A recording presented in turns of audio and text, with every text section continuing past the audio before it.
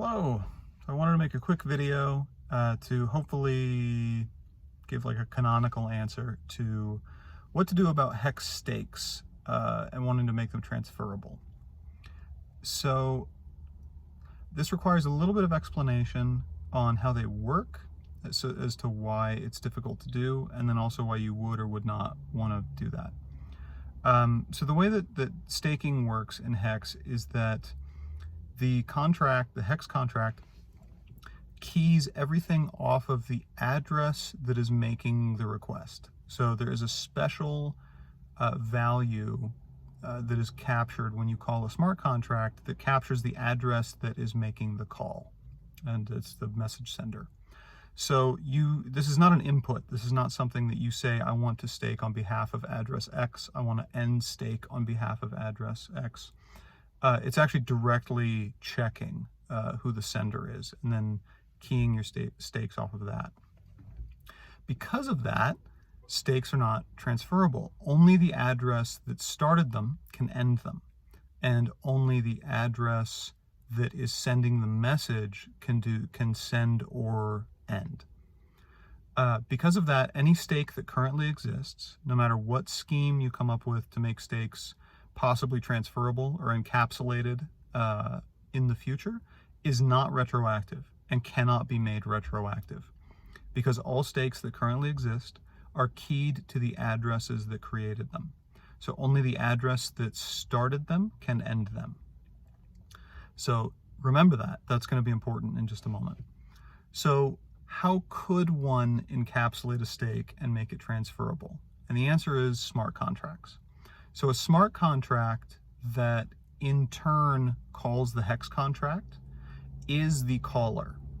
So when the hex contract says, okay, who's calling me? I'm going to key this stake to that address. It will be using the smart contract's address for that. So if I create a smart contract and then I create a function in that contract whereby I send it hex, we'll call it contract A. So I send contract A hex, and then I call this function on A, which in turn starts a stake against the hex contract. The hex contract will use the address of A, not my address that called A. So it all happens within the same transaction on the blockchain, but the sender of the message changes. It's actually the most recent caller. So I call A. If A were to check, it would see my address as the sender. A in turn calls the hex contract. The hex contract checks the sender and it gets A, not me. There's another field called like the origin or the transaction origin address or something that would be me. So it would see that I originated this whole transaction. That field's not reliable. It's not used within the hex contract. Don't count on it. Just for your information, it exists. So that it is on there. But it doesn't matter because that's not what the stake is keyed off of. So then at some future date, in theory, I can call A and tell contract A to end its stake, and it can do that. This is how you might make stakes transferable, is you write a contract that has some functions that interact with the hex contract to start and end stakes, and then in theory, you could make the contract A itself transferable, and then whoever owns it can start and end those stakes. That's how you would do it. Now, would you want to do that? I don't know that you would. So there are use cases that people have mentioned where they want to make stakes transferable, they want to give them as gifts, they want to onboard new users. I mean, to be honest, this would be an excellent airdrop tool.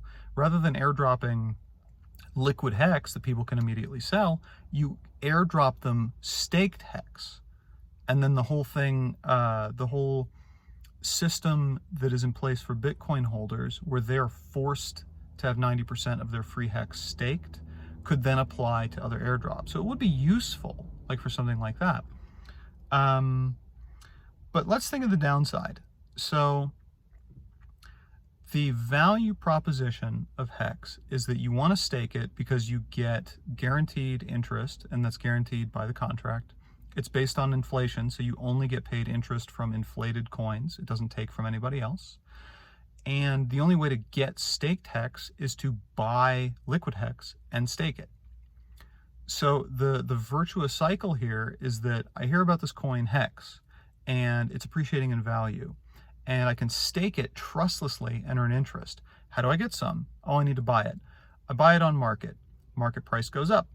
Now the value of all HEX, staked or otherwise, has gone up. Everybody benefits from doing market buys of liquid HEX.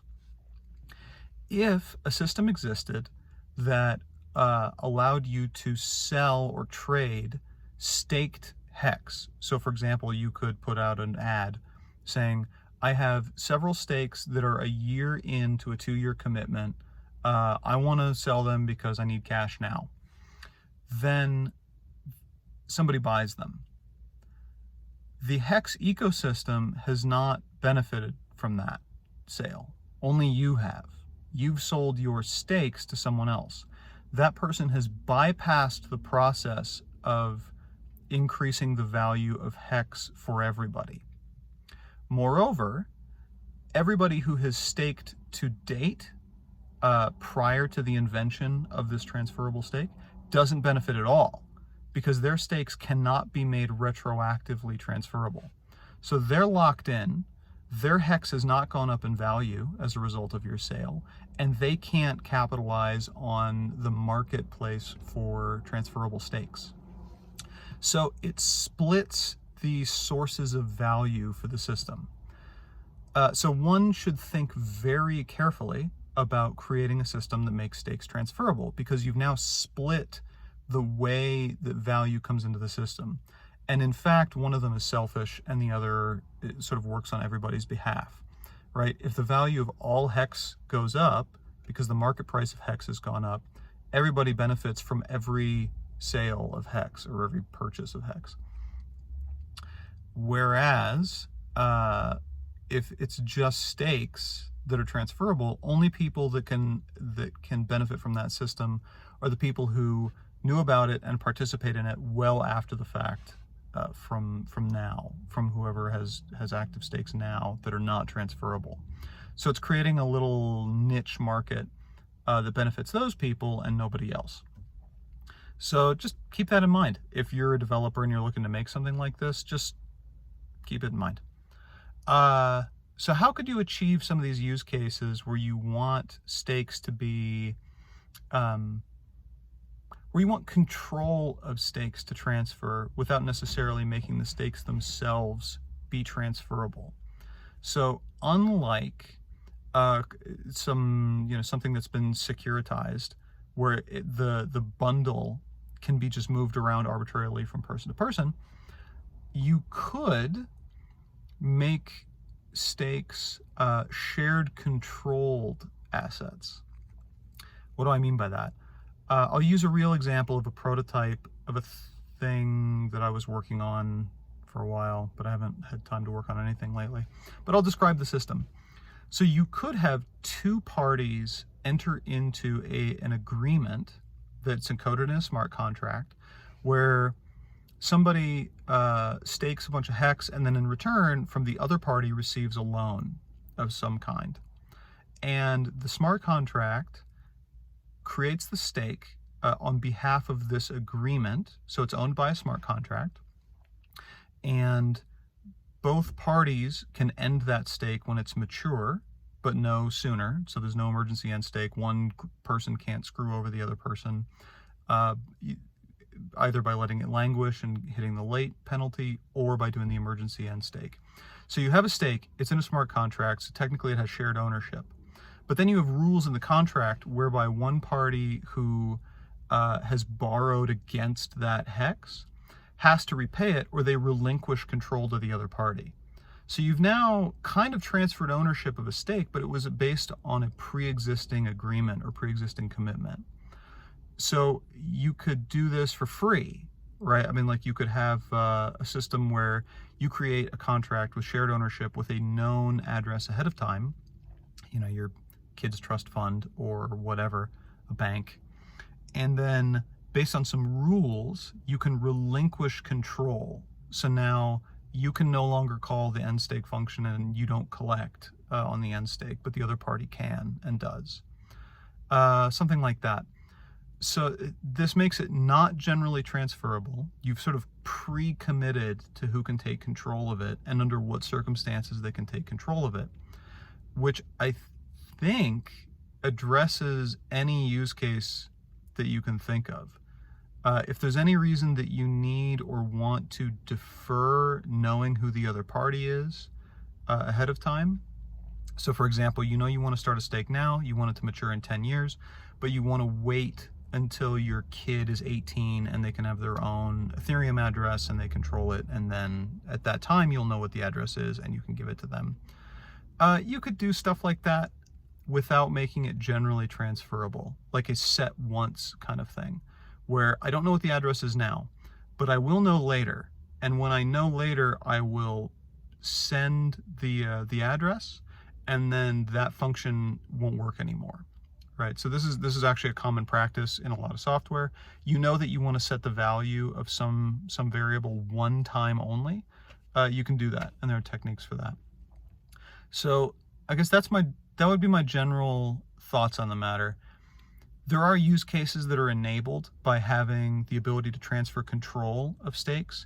I actually don't think it's a good idea to make them generally transferable, because you will immediately create a system that splits the ways that Hex gains value and who realizes that value.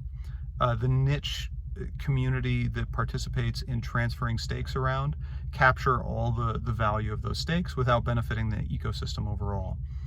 If you have tools that allow these sort of change in control of stakes under certain conditions, that's actually valuable to the ecosystem as a whole. You know, you may be entering into some specific contract, like a lending contract or something, or whatever, your kid's college fund. Doesn't matter. It can be personal or it can be a business arrangement.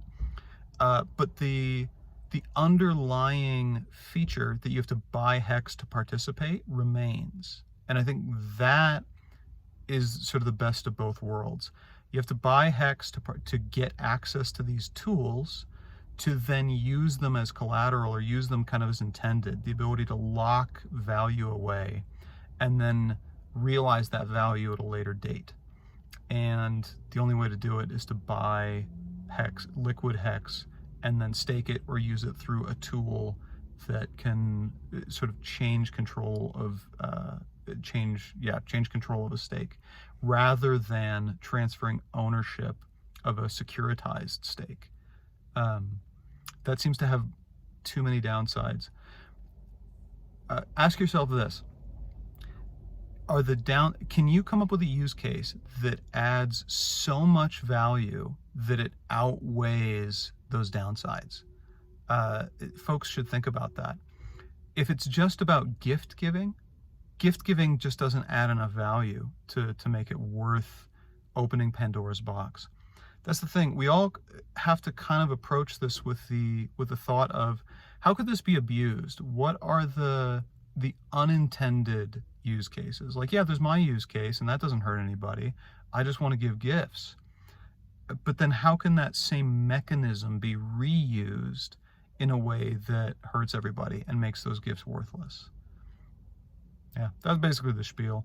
This has gone much longer than I wanted it to. I think the important part is for people to understand mechanically why it doesn't work now and what you would have to do to make it work.